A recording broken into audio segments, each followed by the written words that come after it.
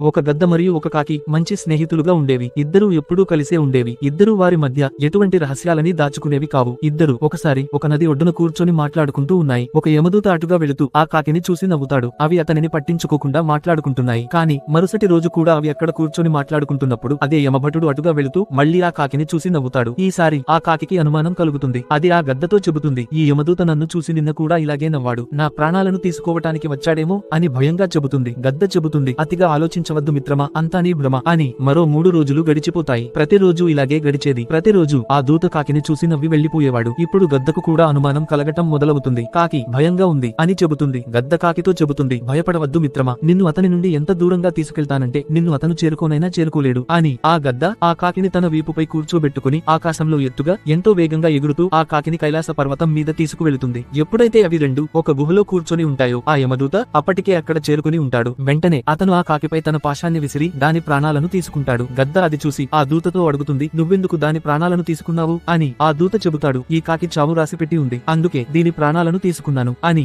ఆ గద్ద అడుగుతుంది, నువ్వెందుకు ఆ అడవిలో దానిని చూసి నవ్వేవాడివి, అప్పుడే దాని ప్రాణాలను తీసుకోవచ్చు కదా అని. ఆ దూత బదులిస్తాడు, ఈ కాకి చావు ఈ పర్వతం పైనే రాసిపెట్టి ఉంది, కానీ దీనిని చూసి నాకు ఆశ్చర్యంగా అనిపించేది. ఇంత చిన్న రెక్కలు కలిగిన పక్షి ఇంత వేగంగా ఇంత దూరం ఎలా ఎగురుకుంటూ రాగలదు అని. అందుకే నవ్వుకునేవాడిని. కానీ ఆశ్చర్యకరమైన విషయం ఏమిటంటే దీని ప్రాణ స్నేహితుడివైన నువ్వే దీన్ని ఇక్కడ చేర్చడానికి సాయపడ్డావు అని చెబుతాడు. కాబట్టి ఎంత ప్రయత్నించినా మృత్యువును ఎవ్వరూ తప్పించుకోలేరు, దానిని మనం స్వీకరించి తీరాలి.